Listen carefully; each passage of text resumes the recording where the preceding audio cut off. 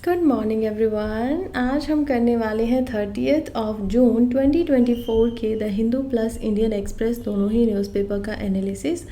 दोनों ही न्यूज़पेपर में से हम जो यूपीएससी से रेलिवेंट यहाँ पर आर्टिकल आए हैं उसके सिलेबस से मेल खाते हैं उन सभी आर्टिकल को हम करंट के पर्सपेक्टिव से भी पढ़ेंगे, साथ ही में स्टैटिक के साथ जो उनका रेलिवेंस है उसको भी रिवाइज करते हुए आगे बढ़ते जाएंगे।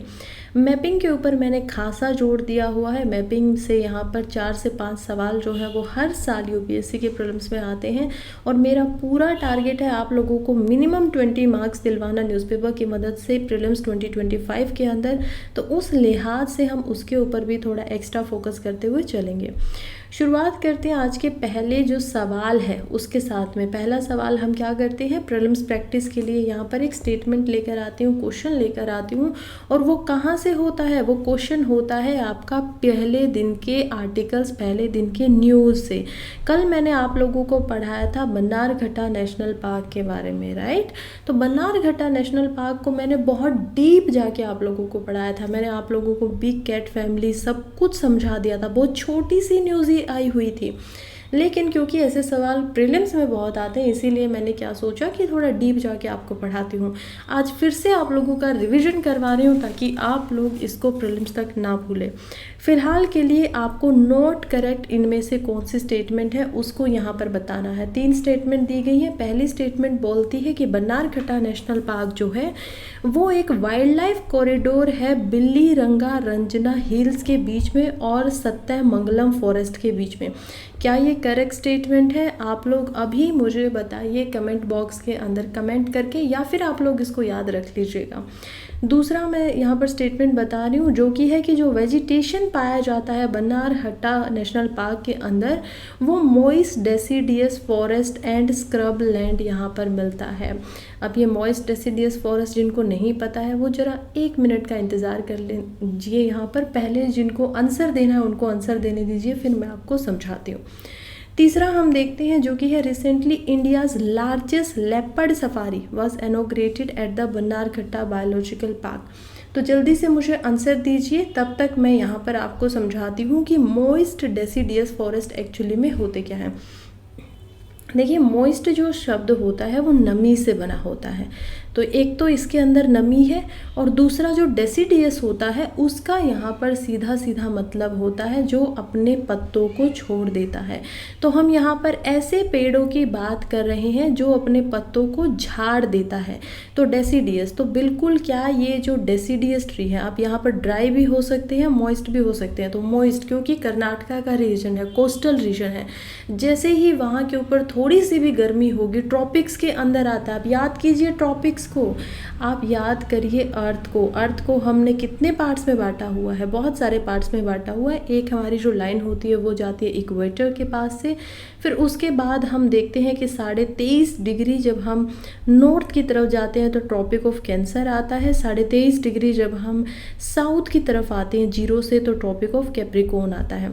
फिर हम 6.5 डिग्री पर जब जाएंगे तो क्या आएगा, यहाँ पर फ्रिज्ड जोन आ जाएगा। और यहाँ पर 90 डिग्री पे जब हम दोनों ऊपर तरफ जाएंगे तो क्या होंगे, north pole and south pole हो जाएंगे।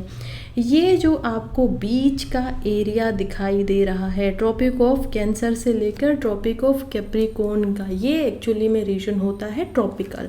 अब ट्रॉपिकल जो रीजन होता है उसके कुछ कैरेक्टरिस्टिक्स हैं, जैसे कि इससे ऊपर जो 66.5 डिग्री वाला ये एरिया है ये कौन सा रीजन है, टेम्परेट रीजन है। तो जिस प्रकार से टेम्परेट जो रीजन होता है वो थोड़ा ठंडा होता है, यूरोप को देखिए, जम्मू कश्मीर को देखिए, इन सारे रीजन्स को जब आप देखेंगे तो समझ पाएंगे कि क्यों ये जो रीजन है वो एक्चुअली के अंदर टेम्परेट के अंदर आते हैं। तो यहाँ पर ठंड जो है वो थोड़ी ज़्यादा होती है। अब क्योंकि जब हम ट्रॉपिक्स में आते हैं तो यहाँ पर अगर मैं आपके लिए सन को बना दूँ तो आप समझ पाएंगे कि सन जो है एक्चुअली के अंदर में उसकी डायरेक्ट जो यहाँ पर लाइटिंग होती है, रेज होती है, वो कहाँ पर गिर रही हैं, ट्रॉपिक्स वाले भाग के ऊपर आ रही हैं। दूसरी जो जगहें हैं वहाँ से वो थोड़ा सा इंक्लाइंड हो जा रही है। और कोई भी चीज़ एक तो सीधी आपके ऊपर आए, एक तिरछी होकर आए, तो आप ही बताइए गर्मी आपको कहाँ पर ज़्यादा लगेगी। तो आप सोचिए ना, सुबह जब आप लोग होते हैं तो सुबह के टाइम पे बिल्कुल स्टार्टिंग में तिरछी जो रेखाएं होती हैं सूर्य की वो धरती के ऊपर आती हैं, इसी वजह से गर्मी इतनी ज़्यादा नहीं होती है। लेकिन दिन के समय पे वो कैसी लाइंस आती हैं, वो बिल्कुल ऊपर होती हैं और डायरेक्ट आती हैं। इस वजह से जो हीट होती है वो काफ़ी ज़्यादा होती है।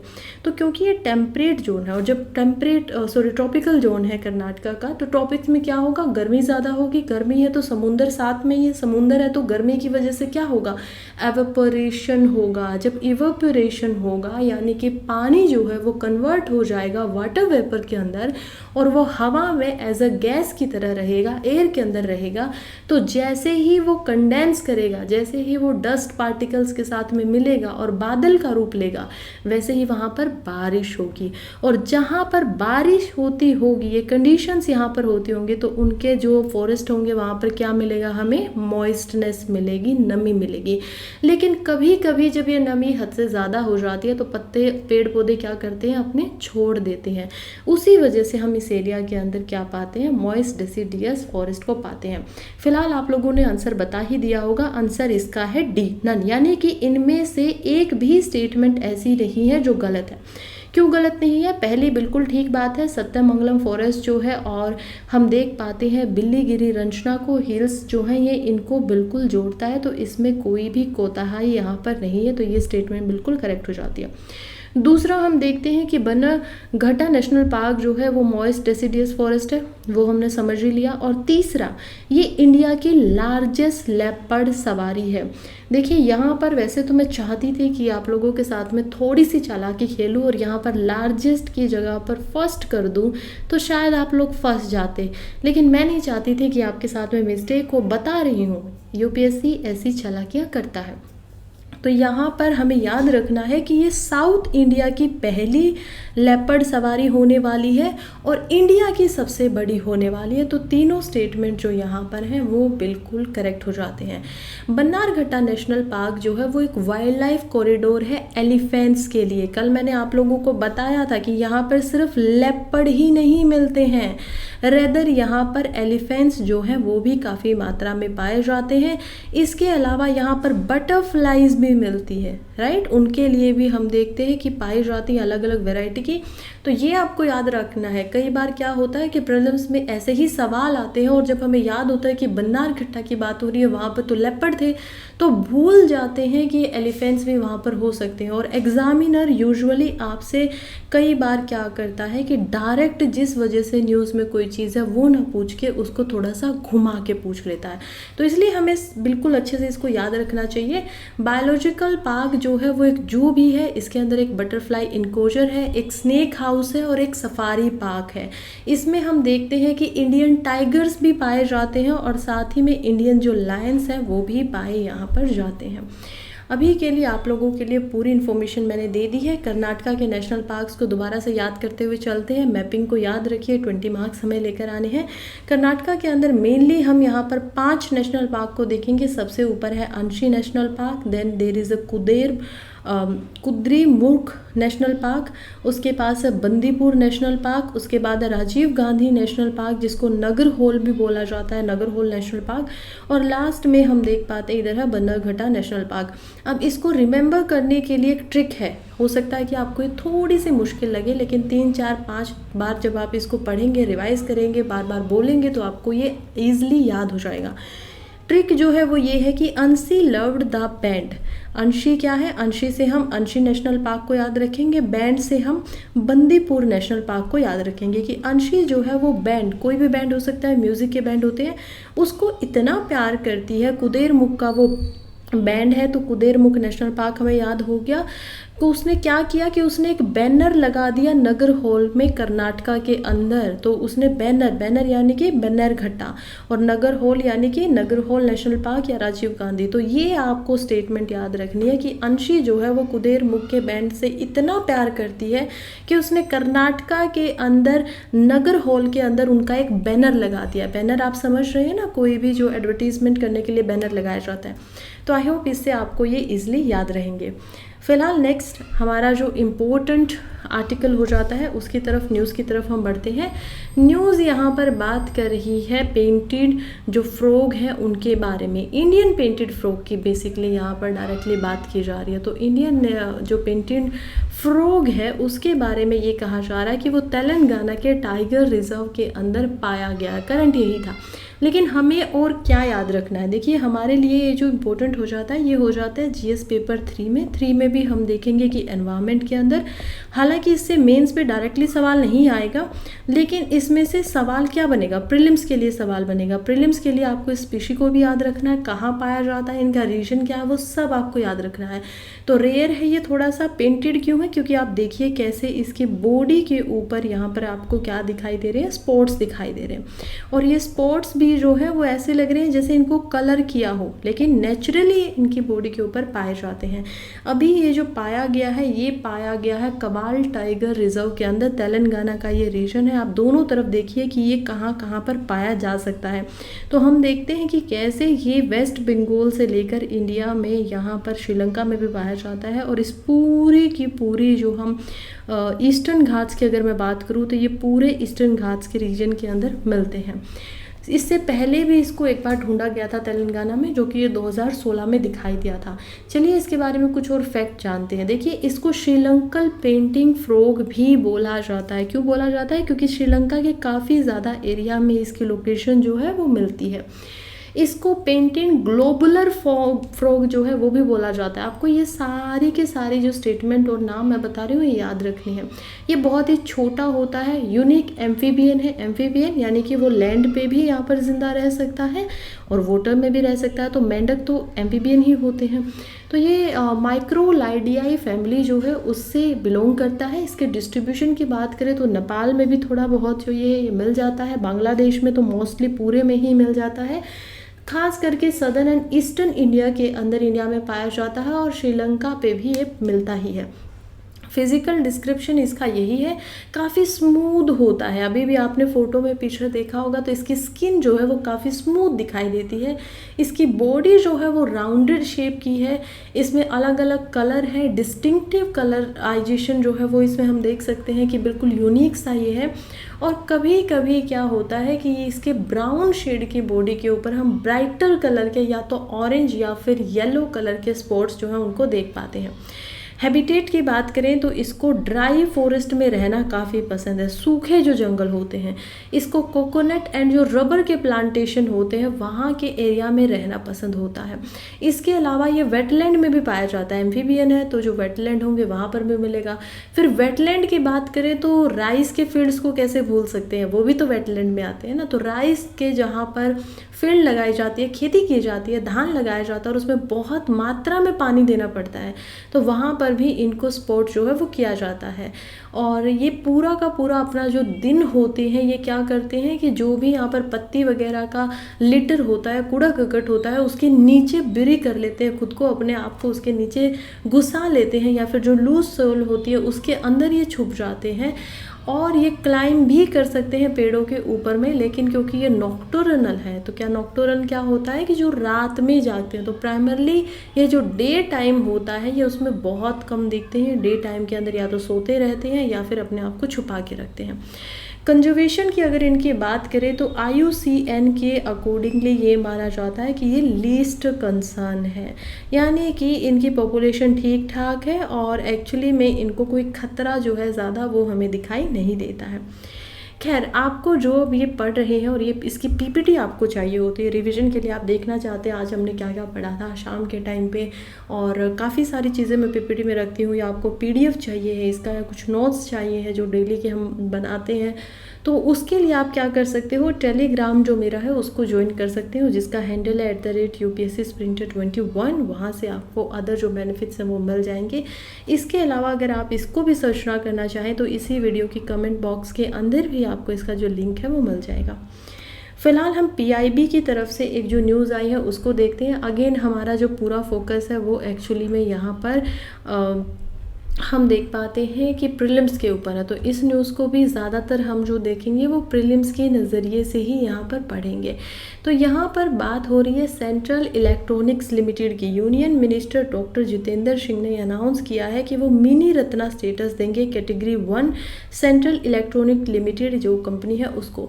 तो देखिए जो सेंट्रल गवर्नमेंट है वो मिनी रत्ना एक्चुअली में क्या होता है, यानी कि जो कंपनी का जो स्टेटस दिया जाता है कैटेगरी 1 1 के अंदर उसको यहाँ पर रत्ना और जो अदर स्टेटस है मिनी रत्ना ऐसे उनको दिया जाता है। फिलहाल सेंट्रल इलेक्ट्रॉनिक लिमिटेड की बात करें तो सेंट्रल इलेक्ट्रॉनिक लिमिटेड जो है वो गवर्नमेंट ऑफ इंडिया एंटरप्राइजेज है, यानी कि ये क्या है, गवर्नमेंट की ही कंपनी है। ये आती है department of scientific and industrial research DSIR के अंडर की आती है। और ये वहाँ पर भी कहाँ आती है, ministry of science and technology. देखिए अब ये डिपार्टमेंट क्या है, मिनिस्ट्री क्या है, चलिए समझते हैं। देखिए हमारी अलग अलग मिनिस्ट्री होती है, यहाँ पर भी आप देख पाएंगे ministry of science and technology. Ministry के अंदर में डिपार्टमेंट होते हैं, यानी कि इसमें 2 डिपार्टमेंट भी हो सकते हैं, 4 भी हो सकते हैं। उन डिपार्टमेंट के अंदर में हम देखते हैं छोटे छोटे भागों में अलग अलग बांटा हुआ है कि वो भी अपने काम करते रहे। तो इस डिपार्टमेंट के अंदर कोई कंपनी बनाई गई है तो ये उस तरीके से काम करता है। अब ये जो कंपनी बनी थी सेंट्रल इलेक्ट्रॉनिक्स लिमिटेड, ये एस्टैब्लिश हुई थी 1974 के अंदर। 1974 में ये बनती है और कमर्शली ये जो इंडिजीनियस टेक्नोलॉजी है उसको काम में ला सकती थी। इसको national laboratories and research and जो डिफेंस इंस्टीट्यूशन है कंट्री का, उनके इस्तेमाल के लिए भी बनाया गया। सेल यानी कि सेंट्रल इलेक्ट्रॉनिक्स लिमिटेड, ये एक पायनियर है कंट्री के अंदर। जब हम बात करते हैं सोलर फोटोवोल्टिक की, यानी कि जो SPV है, यानी कि सोलर जो एनर्जी बनाई जा रही है, तो उसमें सबसे ज़्यादा जो योगदान है और सबसे ज़्यादा जो अहम भूमिका निभा रही है वो निभा रही है यहाँ पर CEL। नेक्स्ट आर्टिकल मैपिंग के नज़रिए से लेकर आई हूँ आप लोगों के लिए। तो मैपिंग में हम देखेंगे, न्यूज़ थी कि जूलियन असांज जो है उनको ऑस्ट्रेलिया का एक जो आइलैंड है साइपन, उसमें जाना पड़ा। अब ये जूलियन कौन है, इनका कोई केस चल रहा था, वो हमारे लिए रेलिवेंट नहीं है, दैट इज़ वर्ल्ड न्यूज़, तो वो हम नहीं भी पढ़ेंगे तो उससे कोई फ़र्क नहीं पड़ता है। फ़िलहाल के लिए सिर्फ देखते हैं कि ये जो बात हो रही है यहाँ पे साइपन आइलैंड की, वो क्या है। तो साइपन आइलैंड की बात करें तो साइपन जो है वो एक्चुअली में जो आप ये नदर्न मेरिना आइलैंड्स देख रही हैं उसकी कैपिटल है। बिल्कुल सही सुना आपने, ये जो आइलैंड है यहाँ पर देखिए ऑस्ट्रेलिया है। हम यहाँ पर इक्वेटर की लाइन को देख पाएंगे, इंडोनेशिया को देख पाएंगे, ईस्ट तिमोर को देखेंगे, यहाँ पर तस्मान सी है, इधर कोरल सी है। कोरल सी यहाँ पर क्यों, याद रखिए क्योंकि यहाँ पर ग्रेट बैरियर रीफ है कोरल्स की, तो इस वजह से यहाँ पर कोरल सी भी है। फिर हम यहाँ पर इंडियन ओशन को देखेंगे तो ऑस्ट्रेलिया, आपको याद रखना है कि ऑस्ट्रेलिया के ऊपर में जब हम देखते हैं नदर्न मेरिना आइलैंड्स को, उस आइलैंड की यहाँ पर आप कैपिटल जो है उसको देख पाएंगे साइपन के रूप में। ठीक है, ये आपको याद रखना है। अब इसकी जो टेरिटरीज़ है वो एक्चुअली में हम देखेंगे कि यहाँ पर जो नदर मरीना आइलैंड है वो USA का पार्ट है। इसको full status of A state जो है वो नहीं दिया गया है, तो USA का ये पार्ट है। हालांकि यह है का यहाँ पर, इसी वजह से इस आइलैंड के ऊपर USA के जो बिजनेसमैन है उनको आना पड़ा। ये जो है ये वेस्टर्न पैसिफिक ओशन के अंदर हमें दिखाई देता है क्योंकि इंडियन ओशन यहीं तक रह जा रहा है, राइट। और यहाँ से हम क्या देखेंगे, इधर हम देखेंगे पैसिफिक ओशन को। तो यहाँ से अगर मैं आपको बना दूँ कि इधर का जो एरिया होगा वो कैसा दिखाई देगा, तो हम देख पाएंगे कि यहाँ पर जो क्या होगा, नॉर्थ अमेरिका होगा, और इसके इधर की तरफ हम देखेंगे तो क्या मिलेगा, साउथ अमेरिका होगा। तो ये पूरा जो इधर का रीजन है, इस रीजन में क्या होगा, पैसिफिक ओशन होगा। तो ये जो पैसिफिक ओशन है अप्रोक्सीमेटली ये 120 माइल नॉर्थ ऑफ गुआम के है और साउथ ईस्ट ऑफ हवाई के लगभग 9,500 किलोमीटर ये हवाई से है। तो हवाई कहाँ पे है, पैसिफिक ओशन में ही, और अमेरिका के पास में आप उसको देखेंगे। ये कभी एक कॉलोनी होता था, पहले स्पेन की कॉलोनी हुआ, फिर जर्मनी की, और उसके बाद जापान की। और वर्ल्ड वॉर 2 के समय में यूनाइटेड जो स्टेट्स है, USA जो है, उसने इसके ऊपर पूरा का पूरा कंट्रोल जो था अपना वो ले लिया। अगर इसके कुछ और तथ्यों की बात करें तो यहाँ का जो हाईएस्ट पॉइंट है वो होता है माउंट टोपू चाओ। ये ज़्यादा ज़रूरी भी नहीं है, लेकिन हो सकता है कि 1-2 जो मैपिंग के क्वेश्चन होते हैं उसमें पूछ लिया जाए। तो माउंटेन टोपू चाओ जो है वो यहाँ का हाईएस्ट पॉइंट है। लेक सुसुपी, तो लेक सुसुपी जो है वो यहाँ की हम देख पाएंगे कि केवल और केवल एकमात्र लेक है इसके अंदर, यानी जो फ्रेश वाटर लेक भी ये है, एक्चुअली में ओनली लेक है और इसमें फ्रेश वाटर पाया जाता है, और इसके अंदर काफ़ी सारी बर्ड की स्पीशीज़ मिलती है। ठीक है, साइपन जो है वो सिग्निफिकेंट है बहुत ज़्यादा। क्यों सिग्निफिकेंट हो जाता है, क्योंकि इसकी हिस्टोरिकल इम्पोर्टेंस है, क्योंकि वर्ल्ड वॉर 2 के अंदर में इसका रोल था और ये बैटल ग्राउंड था यूएस और जापान के बीच में। यूएस और जापान की जो आर्मी थी उन्होंने वर्ल्ड वॉर 2 में यहाँ पर लड़ाइयाँ लड़ी थी, और इस लड़ाई के बीच में हम देखते हैं कि इसको बैटल ऑफ साइपेन भी बोला जाता है। 1944 के अंदर ये हुई थी, और वर्ल्ड हिस्ट्री में और वर्ल्ड वॉर 2 की हिस्ट्री में इसको किस नाम से जाना जाता है?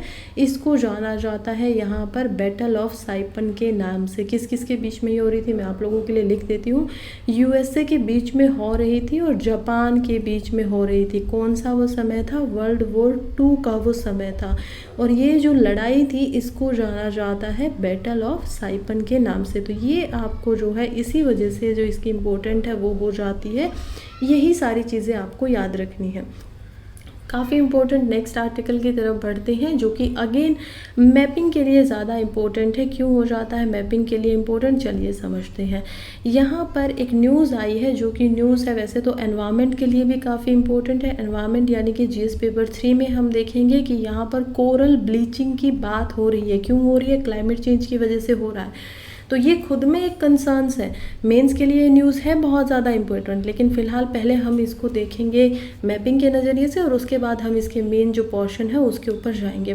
तो न्यूज़ बोल रही है catastrophic bleaching event, 97% corals and Australian island wipe out in 3 month. 3 महीने के अंदर जो यहाँ पर सीवियर ब्लीचिंग हुई है, जिसके डिवेस्टेटेड इफ़ेक्ट हमें दिखाई दे रहे हैं कोरल्स के ऊपर, वो यहाँ पर हुए हैं लिजर्ड आइलैंड के ऊपर। ऑस्ट्रेलिया का एक लिजर्ड आइलैंड है जो कि 3 महीने से बहुत ही ज़्यादा हीट स्ट्रेस जो है उससे जूझ रहा था, और जिसकी वजह से यहाँ की जब अब हमने देखा है कोरल्स की हालत को, वो ब्लीच ऑलरेडी हो चुके हैं। पहले देखते हैं कि लिजर्ड आइलैंड है कहाँ। तो जब आप ऑस्ट्रेलिया को थोड़ा सा बड़ा करेंगे तो हम देखेंगे कि जहाँ पर यहाँ पर कोरल सी है, कोरल सी मैंने आपको पहले भी अभी पढ़ाया। तो कोरल सी से जब आप आएंगे वेस्ट की तरफ में, तो यहाँ पर हमें ग्रेट बैरियर रीफ दिखाई देती है। ग्रेट बैरियर रीफ जो है ये कुछ नहीं है, इस पूरे हिस्से में कोरल्स हैं, और कोरल्स जो है वो एक दूसरे के साथ में जुड़े हुए हैं, और इसी वजह से ये जो रीफ है, ये रीफ हमें इस तरीके से दिखाई दे रही है। इसी के बिल्कुल यहाँ पर एक छोटा सा आइलैंड है जिसका नाम है लिजर्ड आइलैंड। अब इस आइलैंड के ऊपर ये पूरी की पूरी जो घटना है हुई है। लिजर्ड आइलैंड जो है उसको यहाँ पर जिगुरु आइलैंड के नाम से भी जाना जाता है, या दिगुरा आइलैंड के नाम से भी जाना जाता है। ये एक्चुअली में ग्रेट बैरियर रीफ का ही पार्ट है। क्वींसलैंड के अंदर ये आता है। क्वींसलैंड क्या होता है? ऑस्ट्रेलिया की जो हम स्टेट्स को, टेरिटरीज़ को देखेंगे तो यहाँ पे इस टेरिटरी में क्वींसलैंड होता है ऑस्ट्रेलिया के अंदर। तो ट्रेडिशनल ऑनर्स जो थे इस आइलैंड के, वो दिंगाल होते थे या दिंगिल होते थे। इसी वजह से हम देखते हैं कि यहाँ पर जो इसका नाम भी है वो भी दिगुरा रखा गया, थोड़ा थोड़ा मिलता हुआ है उनके साथ में। और ये लोग कौन होते थे जो यहाँ पर रहते थे? वो ऑस्ट्रेलिया के अब ओरिजिनल क्लैन थे। अब ओरिजिनल क्या होता है? जो वहाँ पर कभी बहुत पहले यानी स्टार्टिंग से ही जिनका जन्म इसी एरिया में हम देखते हैं, होमोसेपियन बनने के बाद में कोई कॉलोनी वगैरह से वो लोग नहीं आए थे, बिल्कुल वहीं के जो ओरिजिनल लोग थे उनकी यहाँ पर बात हो रही है। फिलहाल ग्रेट बैरियर रीफ को समझते हैं। ग्रेट बैरियर रीफ जो है ये पैसिफिक ओशन में हमने देखा, ऑस्ट्रेलिया के साथ में है। कोरल्स और कोरल ब्लीचिंग क्या है ये भी हम एज अ कंसेप्ट की तरफ अब मेंस की पर्सपेक्टिव से पढ़ेंगे। लेकिन ग्रेट जो बैरियर रीफ है उसमें हम देखते हैं कि कोरल सी के ये साथ में ही है, उस सी को इसी वजह से कोरल बोला जाता है। ये वर्ल्ड की सबसे longest and largest coral reef system है, इसी वजह से ये इतनी ज़्यादा इम्पोर्टेंट हो जाती है। ये north west, south west, east direction के अंदर लगभग 2000 किलोमीटर तक लगातार मायने रखती है। कोरल जो है वो लगातार एक दूसरे से जुड़े हुए हैं 2000 किलोमीटर तक। इसको यूनेस्को वर्ल्ड हेरिटेज साइट की तरह भी देखा गया है। 1981 में बहुत पहले ही यूनेस्को की ये वर्ल्ड हेरिटेज साइट हो गई थी। अब सबसे पहले समझते हैं कोरल्स क्या होते हैं। कोरल्स जो होते हैं वो एक्चुअली के अंदर एक बहुत ही स्पाइनलेस छोटा सा एक, मैं अगर बोलूँ तो जो ऑर्गेनिज्म होता है वो होता है। अब ये रीफ क्या होती है फिर? कोरल रीफ जो होती हैं वो एक्चुअली में बहुत छोटे छोटे कोरल पॉलिप्स यानी कि जो ऑर्गेनिज्म है वो एक साथ मिलकर उसको बनाते हैं। अब पॉलिप्स जो होते हैं वो एनीमियाज या जेलीफिश जैसे दिखाई देते हैं। कभी आपने जेलीफिश को देखा हो तो आप समझेंगे कि वो ट्रांसपेरेंट काइंड ऑफ होते हैं, दिखाई भी नहीं देते हैं, उनका कोई ऐसे अलग से कोई कलर नहीं है। लेकिन इन कोरल रीफ्स का बड़ा खूबसूरत कलर है। आपने अगर ओशन के नीचे देखा होगा तो आपको रंग बिरंगे यहाँ पर कोरल रीफ्स दिखाई देते हैं। वो रीफ्स ही होते हैं, जो भी आप इतने सारे कलर्ड वहाँ पर पेड़ पौधों का स्ट्रक्चर देखते हैं वो एक्चुअली के अंदर में रीफ्स होते हैं। फिर हम देखते हैं कि पॉलिप्स जो होते हैं वो शैलो वार्म वाटर के ऑर्गेनिजम्स हैं, यानी कि ये तो बहुत गहरे पानी में नहीं मिलेंगे, ये आपको जो शैलो वाटर होगा वहाँ पे ज़्यादा मिलेंगे। साथ ही में थोड़ा बहुत वार्म वाटर जो होगा उसमें ये चल जाएंगे, ये बहुत ज़्यादा हीट को बर्दाश्त नहीं कर सकते हैं। और क्लाइमेट चेंज की वजह से, क्योंकि हम देखते हैं कि ग्लोबल वार्मिंग हो रही है, इसी वजह से यहाँ पर हीट ज़्यादा बनती है और इसी वजह से इनकी ब्लीचिंग होती है। ब्लीचिंग का सीधा सीधा मतलब है कि इनका जो कलर है वो इनसे दूर जाना शुरू हो जाता है।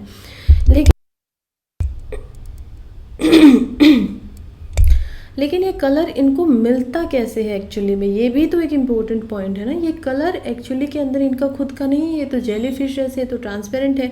ये कलर जो इनको मिलता है ये मिलता है एल्गई से। एल्गई के साथ में या जो जूजेंथेथिलिया होते हैं वो माइक्रोस्कोपिक लेवल के साथ में यहाँ पर एक रिलेशनशिप बनाते हैं, ये उनको अपने अंदर रहने को दे देते हैं और ये कैल्शियम कार्बोनेट की वजह से अपना कोरल्स बना लेते। कोरल्स मतलब कि अपना स्ट्रक्चर उन्होंने बना लिया ताकि उनको कोई मार ना सके। सोसाइटी बनाकर ये रहते हैं, बहुत छोटे होते हैं लेकिन हमारी तरह इनका पूरा का पूरा घर है, सोसाइटी है, फैमिली टाइप ऑफ जो है वो इनका रिलेशनशिप होता है। जैसे ही यहाँ पर हीट बढ़ेगी, ये क्या बोलेंगे, एल्गोई को बोलेंगे कि तुम मुझसे बाहर चली जाओ, मुझसे बर्दाश्त नहीं हो रही है इतनी गर्मी।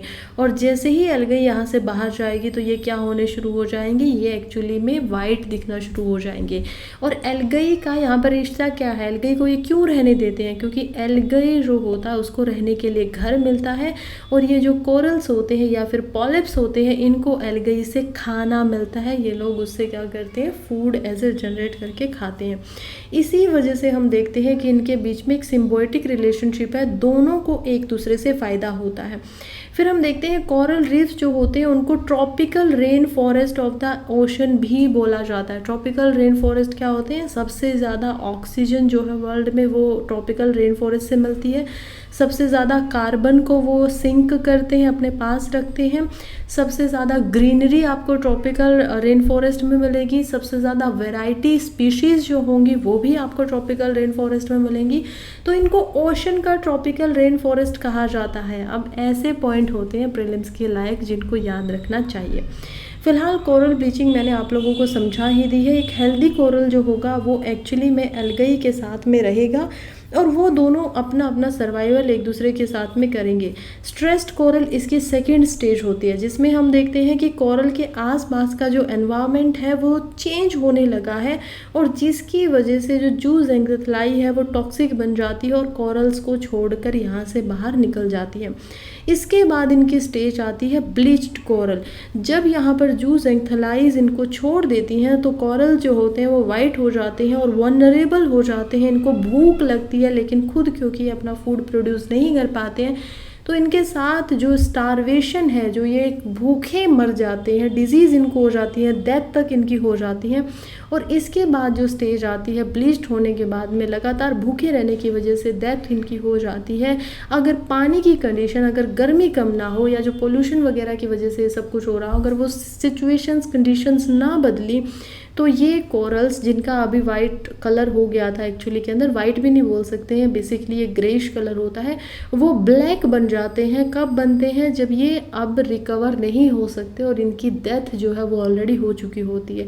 तो ये होती है कोरल ब्लीचिंग। और इतनी इम्पोर्टेंट चीज़, ओशन के ट्रॉपिकल रेन फॉरेस्ट से हम उसको कंपेयर कर रहे हैं और जब उसका 97% भाग ब्लीच्ड हो जाए तो सोचिए ये वर्ल्ड के लिए कितनी बड़ा यहाँ पर खतरा होगा। ओशन के लिए जो उनका रिलेशनशिप है, जो उसका हैबिटेट है, जो उसकी इकोलॉजी है, उसके लिए भी ये कितनी बड़ी बात यहाँ पर हो जाती है। इवन हम बात कर रहे हैं कि ये जो कोरल की जो ग्रेटर रीफ है इसमें 1981 के अंदर वर्ल्ड हेरिटेज साइट इसको दिया गया है, इसका दर्जा दिया गया। तो वर्ल्ड के लिए, पूरे के लिए कितना इम्पोर्टेंट हो जाता है वो आप समझिए। अब हम मेन रीजंस को देखते हैं। टेम्परेचर चेंज सबसे ज़्यादा मेन रीजन होता है कोरल ब्लीचिंग के लिए। फिर हम पॉल्यूशन को देखते हैं। पानी के अंदर में कभी कभी जो कंपनियां, कभी क्या मोस्टली अब उनके ऊपर लॉज एंड रेगुलेशन लगाए गए हैं, लेकिन बहते पानी के अंदर कूड़ा करकट, कंपनियों से जो टॉक्सिक केमिकल्स होते हैं उनको छोड़ दिया जाता है, जिनकी वजह से वैसे तो मैरीन यहाँ पर फिशेज़ वगैरह जो होती है उनका नुकसान होता है, उनकी तो डेथ होती ही है। उसके साथ साथ में कॉरल्स भी जो होते हैं उनमें भी यहाँ पर वो डाइल्यूट हो जाता है ओशन के पानी में, और वो कोरल्स को खास करके जो शोर के ऊपर है, खास करके जो किनारे के पास में कोरल्स हैं उनको क्या करता है, ब्लीच करता है, टॉक्सिन्स उनमें बना देता है। अगेन वही बात है, ओवर एक्सपोजर अगर सनलाइट से हो जाता है तो भी इनकी ब्लीचिंग होनी शुरू हो जाती है। ये ज़्यादा गर्मी को यहाँ पर बर्दाश्त कर ही नहीं सकते हैं। इसके अलावा अगर बहुत ही कम लो टाइड्स हो रही हैं, लो टाइड्स क्या होती हैं, टाइड्स जो होती हैं वो एक्चुअली में लहरों को बोला जाता है। और टाइड्स कब होती हैं, जब सन प्लस यहाँ पर जो मून होता है उनकी ग्रेविटी सबसे ज़्यादा काम करती है अर्थ के ऊपर। तो हम समुद्र में देखते हैं कि काफ़ी बड़ी बड़ी लहरें आती हैं। मून की कब होती है, इवनिंग के टाइम पे, और सन की वजह से जो ग्रेविटी होती है वो कब होती है, मॉर्निंग के टाइम पे। तो सबसे ज़्यादा जो लहरें बड़ी बड़ी आती हैं, और एक एक मिनट उनका टाइम जो होता है, आप कभी नोटिस कीजिएगा किसी बीच पे जाकर, तो उनका टाइम एक एक मिनट हमेशा जो बड़ी लहरें आएंगी वो कम होता जाएगा। वो क्यों कम होता जाता है, क्योंकि वो मून के ऊपर डिपेंड करती है, उसके लोकेशन के ऊपर जो है वो डिपेंड करता है। तो जब एक्सट्रीम लो टाइड है कि टाइड जो है बहुत कम है, मून यहाँ पर आ ही नहीं रहा है, बहुत कम दिख रहा है, उसका ग्रेविटी का इम्पैक्ट बहुत कम हो रहा है, तो हम देखते हैं कि जैसे ही ये एयर के साथ में इनका एक्सपोजर ज़्यादा होगा तो इसमें भी, क्योंकि शैलो जो कोरल्स होते हैं उनको जो पानी चाहिए, पानी में ही उनको रहना होता है, और वो अगर हवा के कंटेक्ट में ज़्यादा रहेंगे तो उससे भी उनकी जो ब्लीचिंग है वो यहाँ पर हो सकती है। आई होप अच्छे से आप लोगों ने इस पूरे के पूरे टारगेट को यहाँ पर समझा होगा जो हमारा टॉपिक था। अब हम चलते हैं DRDO hands over medium range microwave obscurant chaff rocket to Indian army.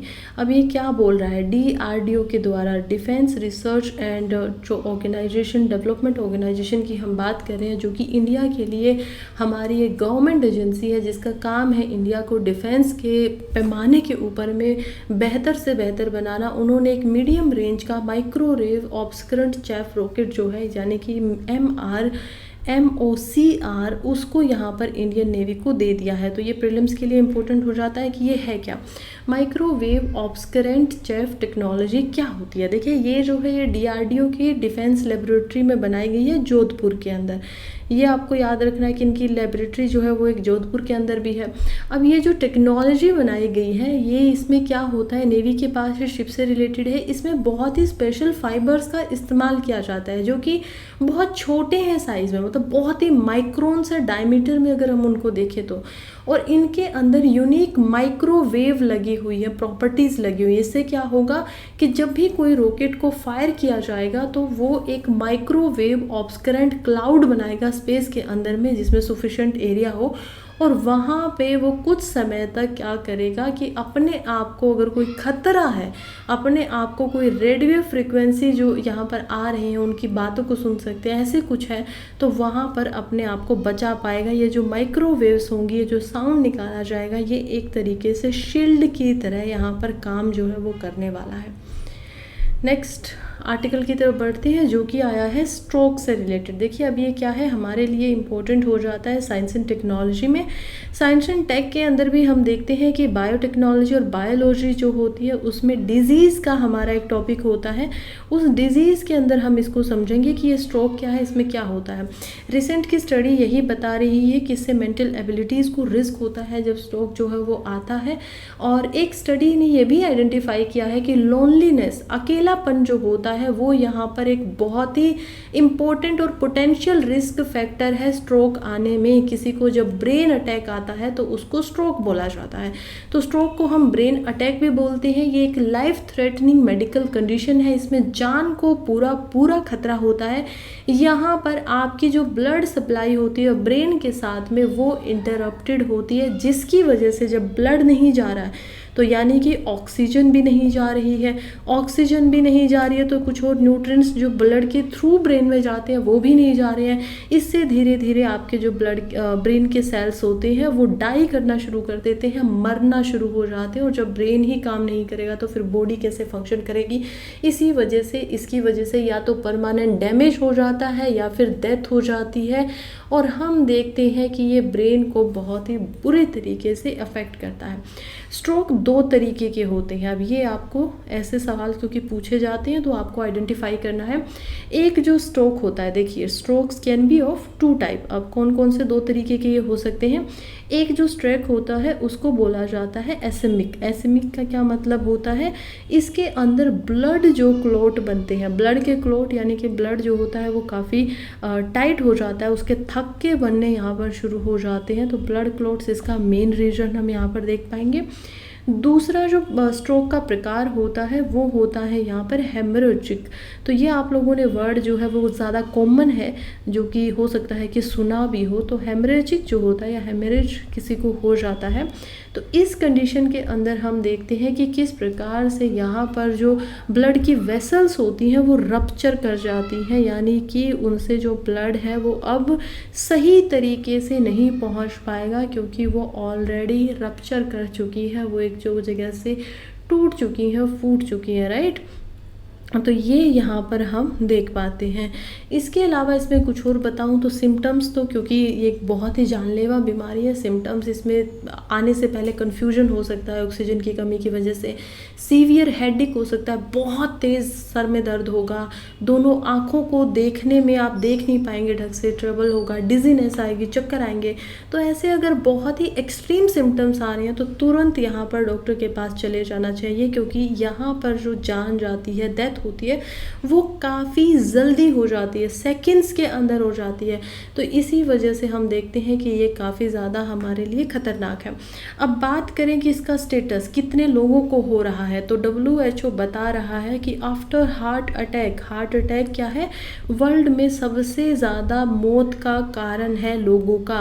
Heart attack के बाद में से जो है सेकंड मोस्ट सिग्निफिकेंट कोज है लोगों की मोरालिटी रेट का, ये लगातार बढ़ता जा रहा है। लोगों के दूसरे नंबर पर इसके कारण जो डेथ है वो हमें देखने को मिलती है। इसी वजह से ऐसी जो बीमारियां होती हैं उसके बारे में एटलीस्ट अगर कोई सवाल आता है जो कि इजी क्वेश्चन है ऐसी चीज़ों के ऊपर प्रीलिम्स के अंदर, तो वो हम यहाँ पर नहीं छोड़ सकते हैं।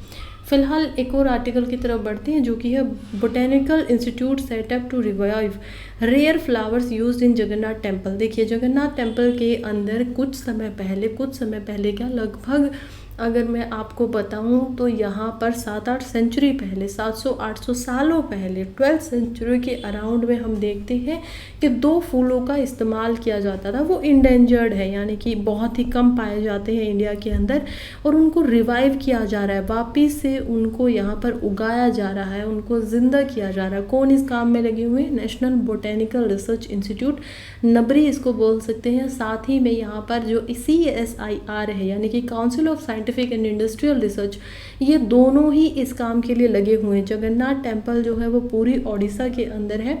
हम देख पाते हैं कि ये जो 2 फ्लावर्स हैं इनके नाम आपको याद रखने, एक का नाम है मोरिया, दूसरे का नाम यहाँ पर है दाविना फ्लावर। तो ये आपका जो है मोरिया फ्लावर है, काफ़ी ज़्यादा जैस्मिन की तरह दिखाई देता है। फ़ोटो इसी वजह से दिखा रही हूँ ताकि याददाश्त जो है वो थोड़ी स्ट्रॉन्ग रहे।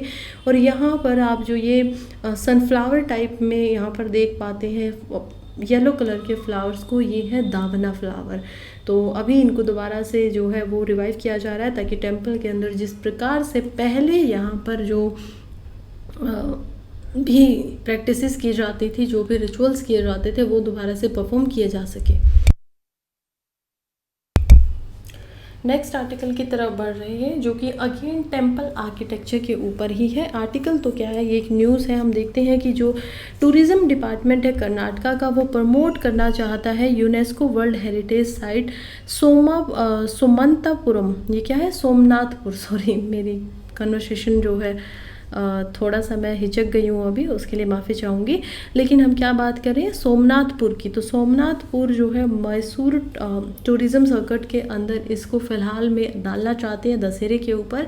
तो चलिए समझते हैं कि ये क्या टेम्पल है, यहाँ पर जो आर्किटेक्चर है वो कैसे है, क्योंकि इसको होसाला आर्किटेक्चर जो है वो बोला जाता है। कर्नाटका के अंदर उस समय पे डायनेस्टी रहती थी, उन्होंने ही मेनली 3 ऐसे बड़े बड़े टेम्पल्स को बनाया जिनको तीनों को ही यूनेस्को वर्ल्ड हेरिटेज साइट का यहाँ पर जो डिजिग्नेशन है वो दी गई है। तो चलिए ज़रा इनको सभी को एक बार आराम से पढ़ लेते हैं ताकि हमारा स्टैटिक का जो पोर्शन है वो भी कवर आराम से होता रहे। होसाला एम्पायर की हम बात कर रहे हैं। होशाला एम्पायर जो है वो एक प्रोमिनेंट सदर्न इंडिया का जो एम्पायर है वो था। ये कन्नड़ा क्या है, कर्नाटका की लैंग्वेज है। तो कन्नड़ डिग्गा एम्पायर भी इसको इसी वजह से बोलते थे क्योंकि इन्होंने इस कन्नड़ा लैंग्वेज को काफ़ी ज़्यादा प्रमोट किया था। तो मॉडर्न डे जो कर्नाटका है उसमें 10वीं से लेकर 14वीं जो सेंचुरी है उसके अंदर ये आराम से रहते थे। अब जरा पीछे जाइए, 10th सेंचुरी में नॉर्थ इंडिया में अगर आप आते हैं तो 10th सेंचुरी से लेकर यहाँ पर 14th सेंचुरी तक कौन थे, तो हम देख पाते हैं कि 10th सेंचुरी के अंदर तो यहाँ पर ठीक है अलग अलग जो किंगडम थे वो बटे हुए थे। हर्षवर्धना जो थे वो मेन यहाँ पर एज अ किंग की तरह हमें दिखाई दे रहे थे। फिर जब हम आगे बढ़ते हैं तो थोड़ा सा और आगे जाते हैं तो हम देख पाते हैं उसके बाद में यहाँ पर दिल्ली सल्तनत आती है 12वीं से 13वीं शताब्दी में। फिर हम देखते हैं कि 14th सेंचुरी में यहाँ पर हम देखते हैं कि शुरुआत हो जाती है। बाबर जो है वो बिल्कुल आने ही वाले होते हैं, अफगानिस्तान तक पहुँच चुके होते हैं। तो ये जो पीरियड जो ऊपर दिल्ली सल्तनत का था, जो ऊपर इस समय पे मुगल्स का पीरियड होने वाला था, उस समय पे नीचे कर्नाटका के अंदर होशियाला जो थे वो एक्चुअली में रूल अपना कर रहे थे। एग्जैक्ट जो इनकी टाइमिंग है वो है 1026 से 1343 CE, यानी कि CE क्या होता है, कॉमन ईरा। चलिए अब समझते हैं। कैपिटल जो इनकी थी वो एक्चुअली के अंदर बेलूर के अंदर थी, इसी वजह से इन्होंने बेलूर के अंदर जो एक टेम्पल है वो भी बहुत बड़ा आर्किटेक्चर इन्होंने बनाया। और क्योंकि GS पेपर 1 के अंदर हमसे कल्चर जो है वो पूछा जाता है इंडिया का, जिसके अंदर आर्किटेक्चर जो है वो उसके एक प्रोमिनेंट भाग ये बनाता है, तो हम आर्किटेक्चर को भी ज़रा डिटेल में ही यहाँ पर पढ़ेंगे ताकि सवाल आता है तो हम उससे बिल्कुल रेलिवेंट कर सकें। फिर उन्होंने हेलिबीडू के अंदर अपनी कैपिटल जो थी उसको ट्रांसफ़र कर दिया था। अब हेलिबीडू का भी आप टेम्पल देख पाएंगे, यानी कि ये जहाँ जाते थे वहीं पर एक बहुत ही भव्य टेम्पल बना देते थे। फिलहाल देखते हैं थोड़ी सी और हिस्ट्री आर्किटेक्चर के बारे में। तो आर्किटेक्चर जो है वो 11वीं से लेकर 14वीं शताब्दी के अंदर में ज़्यादा डोमिनेट किया था, बनाया गया था। और 13th जो सेंचुरी थी उस समय पे क्योंकि 2-2 टेम्पल बन रहे थे एक साथ में, तो इसी वजह से माना जाता है कि यहाँ पर ये उसका डोमिनेंट फेज था। और भी बहुत छोटे छोटे टेम्पल्स यहाँ पर बने हुए हैं, ऐसा नहीं है कि 3 जो मैं आपको मंदिर पढ़ाऊँगी वही मेन है, नहीं, और भी बहुत ही कुछ यहाँ पर किया गया है। लेकिन क्योंकि ये तीनों जो है ये वर्ल्ड कैटेगरी के अंदर आते हैं, इसी वजह से हम इनको ज़्यादा अच्छे से पढ़ेंगे। बहुत सारे लार्ज एंड स्मॉल टेम्पल्स इस समय पे बनाए गए हैं। इसको एक स्टाइल ऑफ आर्किटेक्चर ही बोल दिया गया कि जिस प्रकार से ये मंदिर बने हुए हैं वो एक अलग तरीके का स्टाइल है। ना ही तो वो यहाँ पर नदन जो स्टाइल है उसमें आता है, ना ही वो द्राविड़ा के अंदर आता है। तो क्योंकि इनका बनाने का तरीका अलग था तो इस वजह से इसको होशियाला स्टाइल ही बोला गया। रूलर्स जो थे वो मलनाड कर्नाटक से यहाँ पर ज़्यादा आते थे और वो वेस्टर्न घाट्स का जो रीजन है उसके अंदर रहते थे। होशियाला एम्पायर जो था वो प्रोमिनेंट था कन्नडिगा एम्पायर के नाम से। तो कन्नडिगा एम्पायर जब भी अगर आ जाए तो आराम से समझिएगा कि कन्नड़ लैंग्वेज से निकाल कर ये कर्नाटका में था। और कर्नाटका में तो क्योंकि इस समय के दौरान में होशियाला आर्किटेक्चर था तो हम समझ पाएंगे कि होशियाला यहाँ पर रूल करते थे। इसके अलावा जो पॉपुलैरिटी इस एम्पायर की हुई वो पॉपुलरली इस केवल और केवल टेम्पल आर्किटेक्चर के लिए ही ज़्यादा जाना जाता है, क्योंकि ये लोग हिंदुइज़्म के अंदर भरोसा रखते थे। तो आर्किटेक्चर में सब कुछ आता है, उसमें चर्चेस भी आती हैं, उसमें मॉस्क यानी कि मस्जिद भी आती है, उसके अंदर घर भी आते हैं, उसके अंदर महल भी आता है, उसके अंदर टॉम भी आती हैं और उसके अंदर टेम्पल भी आते हैं। तो टेम्पल आर्किटेक्चर जो हमारा पार्ट है उसके लिए ज़्यादा जाना जाता है। एम्परेंट्स जो थे वो काफ़ी फाइन आर्ट्स को यहाँ पर एनकरेज करते थे। संस्कृत और कन्नड़ा को लिटरेचर के अंदर जो है उन्होंने प्रमोट किया। और इसके अलावा हम देखते हैं कि यहाँ पर जो आर्किटेक्चरल स्टाइल था वो वेस्टर्न चालुक्य का जो स्टाइल था उससे थोड़ा बहुत यहाँ पर इन्फ्लुएंस था। और द्राविड़ के जो इन्फ्लुएंस होते हैं साउथ का, क्योंकि ये रीजन है और द्राविड़ जो आर्किटेक्चर है वो यहाँ से बहुत फेमस है, तो थोड़ा बहुत इन्फ्लुएंस खास करके जो ये मंडपा आप देख रहे हैं उनके ऊपर हम वहाँ से भी देख सकते हैं, हालांकि ये उनसे अलग था। होसियाला आर्किटेक्चर स्टाइल जो है वो एक्चुअली के अंदर कर्नाटका द्राविड़ा के नाम से भी माना जाता है, ट्रेडिशनल द्राविड़ा से, क्योंकि ये थोड़ा अलग है तो इसको, क्योंकि ये साउथ में आता है और साउथ के हम आर्किटेक्चर स्टाइल को ही द्राविड़ा बोलते हैं, तो इसको कर्नाटका द्राविड़ा के नाम से भी बोल दिया जाता है। इसमें बहुत ही ज़्यादा डिटेल से जो क्राफ्टमैनशिप है उसका इस्तेमाल किया गया। मंदिर के ऊपर एक टावर होता था। अब जो ये टावर आप देख पा रहे हैं इस तरीके से, ये क्या है, एक टावर है जिसको टेम्पल की श्राइन यानी कि विमाना बोला जाता था। और इसके ऊपर बहुत ही ज़्यादा मात्रा में क्राविंग्स की जाती थी, बहुत ही ज़्यादा मात्रा में क्या की जाती थी, इसको एक्चुअली के अंदर बहुत मैं बोलूँगी फाइन छोटे छोटे इस पर जो खुदाई है वो किए गए हैं, इस पर कुछ कुछ बनाया गया है। तो खैर मैं आप लोगों की फ़ोटोज़ और भी इसकी लेकर आई हूँ, जैसे कि इसमें जो ज़्यादातर इस्तेमाल किया जाता था वो सोप स्टोन का किया जाता था, या फिर एक जो सॉफ्ट स्टोन होता है बेसिक बिल्डिंग के लिए, स्कल्पचर मटेरियल्स के लिए, उनका यहाँ पर इस्तेमाल किया जाता था। सॉफ्ट स्टोन एक सॉफ्ट रॉक होता है जिसके अंदर टाल्क जो है वो थोड़ी ज़्यादा मात्रा में पाई जाती है। फिर होशियाला आर्किटेक्चर के बारे में और बात करें तो मेनली इन्होंने जो 3 टेम्पल हैं वो सबसे ज़्यादा इम्पोर्टेंट है। पहला है चेन्नकेश्वर टेम्पल ऑफ बेलूर, दूसरा हम देखेंगे होसियालावरा टेम्पल ऑफ हेलेबायडू, दोनों ही इनकी जो कैपिटल है वो रह चुकी है। और तीसरा हम देखेंगे केसवा टेम्पल एट सोमनाथपुरा। तो ये टेम्पल जो है वो क्योंकि न्यूज़ में आया हुआ है तो इसके बारे में भी हम थोड़ा डिटेल से पढ़ेंगे। पहले देखते हैं चेन्नकेश्वर टेम्पल को जो कि बेलूर के अंदर था। इसका यहाँ पर मैंने मैप भी दिया हुआ है कि किस प्रकार से जो टेम्पल है वो बना हुआ है। यहाँ से हम देख पाएंगे कि मेन एंट्रेंस होती है, ये पूरा का पूरा दरवाज़ा है। इसके अलावा यहाँ पर अलग अलग जो बनाए गए हैं ये छोटे छोटे से, यहाँ पर इनको मंडपाज ही बोला जाता था, जिसमें स्टॉल वगैरह लगते थे, डांस वगैरह होता था। फिर बीच में यहाँ पर एक बहुत बड़ा डांस का फ्लोर भी बनाया गया है। इसके और भी दरवाजे हैं, यहाँ पर एक दरवाज़ा जो है उसको मेन एंट्रेंस बोलते हैं, दूसरा जो है उसको स्वर्ग दरवाज़ा बोलते हैं, द्वार बोलते हैं, यानी कि डोर टू हेवन। इधर साउथ की एंट्रेंस है। और जब हम और आगे जाते हैं तो मेन जो सेंक्टोरम है, यानी कि जहाँ के ऊपर जो डीटी होती है उनकी मूर्ति को यहाँ पर रखा गया है, उसको क्या बोला गया है, इनर प्लेन के अंदर रखा गया। ये पूरा का पूरा इसका प्लान था। इसके बारे में कुछ और जाने तो ओरिजिनली ये विजयनगरम टेम्पल के नाम से, विजय नारायणा जो टेम्पल है पहले उससे जाना जाता था। ये जो यागची नदी है उसके बैंक के ऊपर, उसके किनारे के ऊपर बनाया हुआ है बेलोर के अंदर में। इसको किंग विष्णुवर्धन ने 1117 के अंदर बनाया था। इसकी जो मेन एंट्रेंस है उसको रोग्यापुरा के नाम से भी जाना जाता है, जो कि यहाँ पर विजयनगर एम्पायर के समय में बनी थी। इसी वजह से इसको विजयनगरम या फिर विजय नारायणन टेम्पल जो है उससे भी बोल दिया जाता था।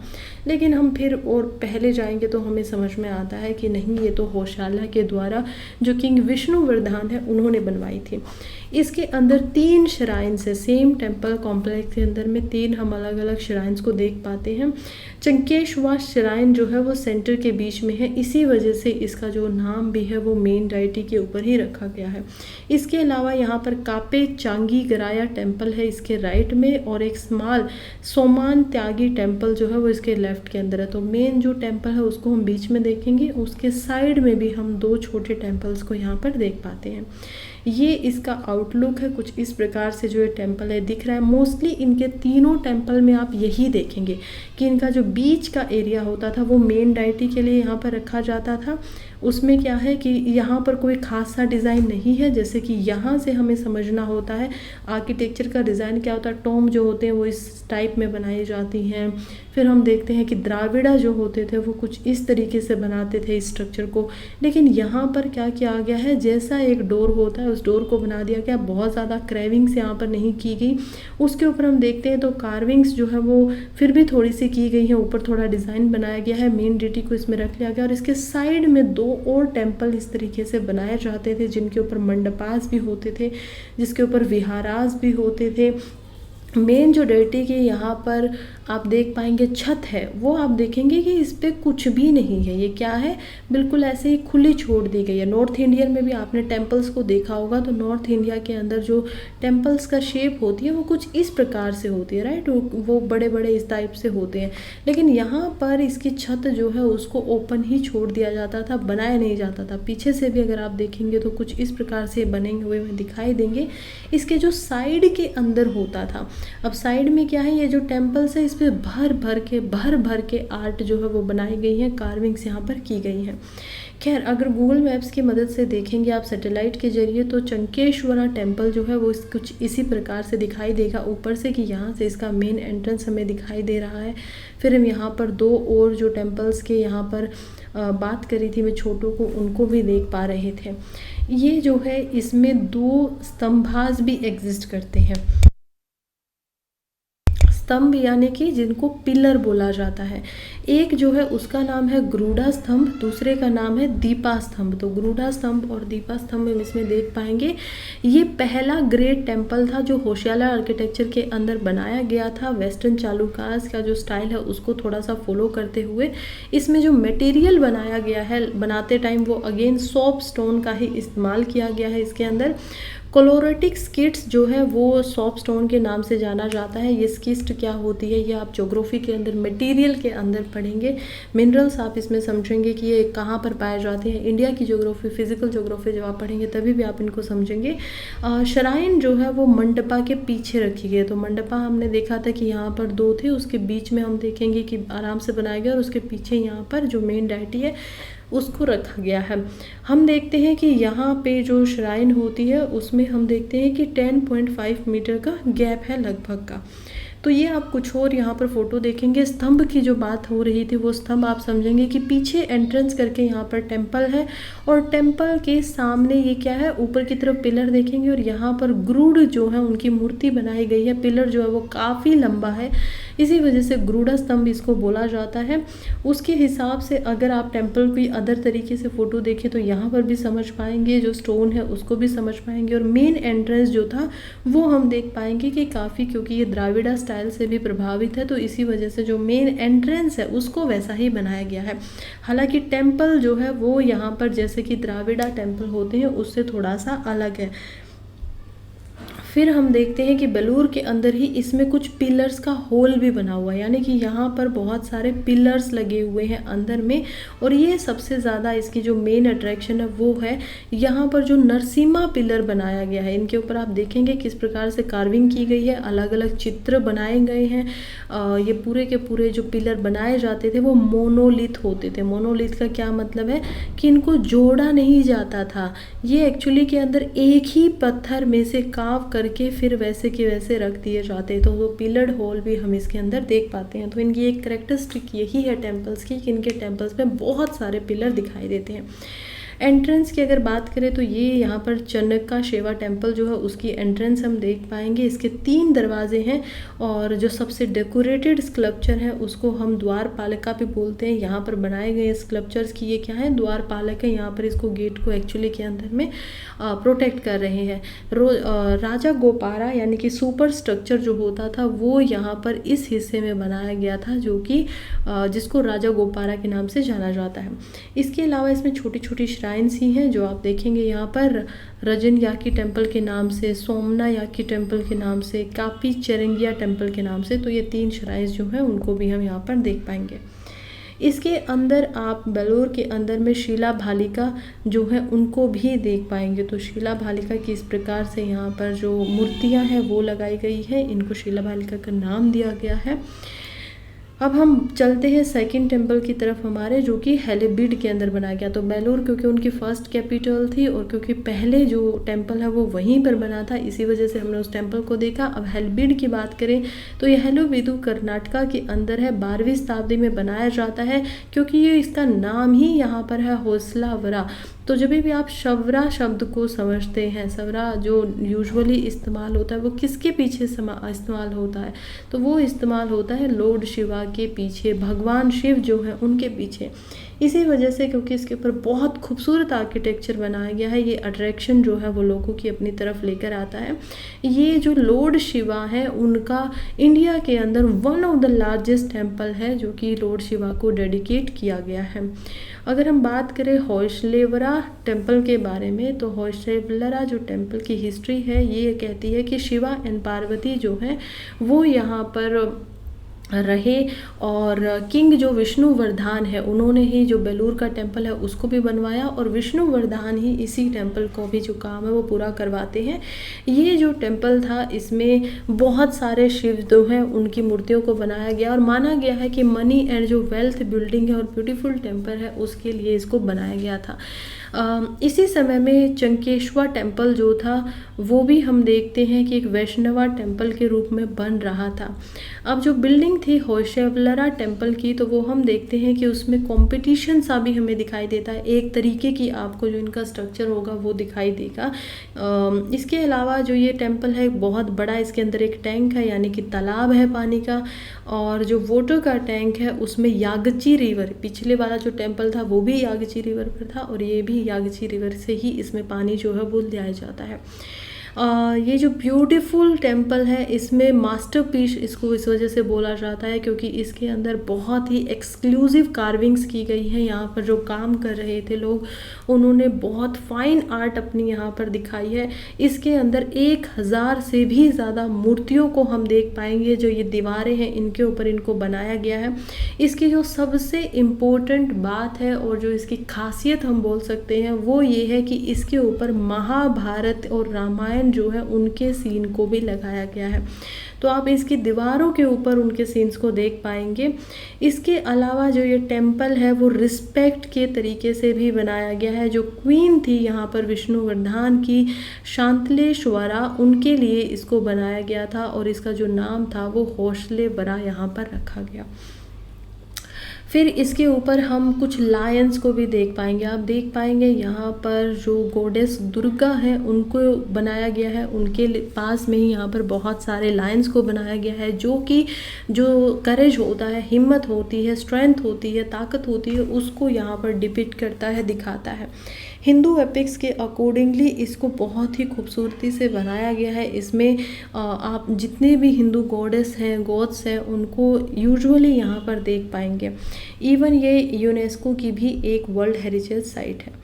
फिर हम हमारे मेन टेम्पल की तरफ आते हैं जो कि है केशवा टेम्पल, सोमनाथपुर के अंदर। केशवा टेम्पल जो है वो अपने आर्किटेक्ट जनकचारी के लिए यहाँ पर ज़्यादा फेमस है। 1268 यानी सबसे लास्ट में इसी टेम्पल को होशियाला के अंदर जो टेम्पल आर्किटेक्चर उसमें बनाया गया, और इसके जो आर्किटेक्ट थे जिसने इसको बनाया था, अब आप देखेंगे तीनों टेम्पल एक जैसे ही दिख रहे हैं। मेन जो श्राइन है उसके ऊपर कोई भी रूफ पे हम मंडपा को नहीं देख पा रहे हैं, अदर जो है वो अलग छोटे छोटे और मंडपा यहाँ पर है, या मंदिर या श्राइन्स इनको बोल सकते हैं।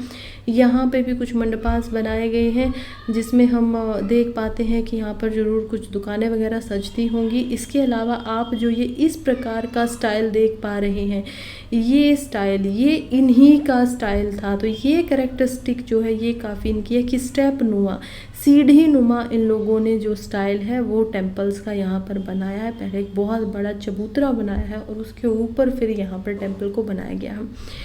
इसके अलावा ये कहते हैं कि ये जो टेम्पल है सोमनाथपुर का, ये होशियाला आर्किटेक्चर की सबसे फाइनेस्ट एग्जाम्पल है, सबसे खूबसूरत एग्जाम्पल इसको माना जा सकता है।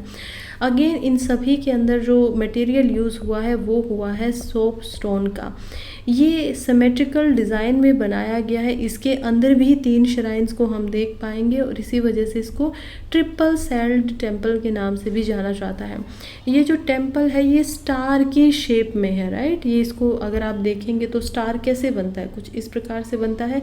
तो ये आप देख सकते हैं स्टार की इस तरफ की शेप को, फिर इस तरफ की, फिर यहाँ पर भी हम देखेंगे तो 2 कोने जो हैं वो यहाँ पर निकले हुए हैं, इसी प्रकार से पीछे की तरफ भी है। तो इसी वजह से ये जो स्टार शेप है इसकी वजह से ये काफ़ी ज़्यादा फेमस भी है। इसके कार्विंग को आप ध्यान से देखेंगे तो देखिए कितने छोटी छोटी जगहों पर इन्होंने बुद्धा को भी बनाया हुआ है, इन्होंने जो अदर गॉड गॉडेसेस हैं उनको बनाया हुआ है और कितनी डिटेल्ड में इसके ऊपर काम किया है। हम देखते हैं कि यहाँ पर एक हॉल है, अगेन पिलर्ड हॉल जो था वो यहाँ पर होता ही है।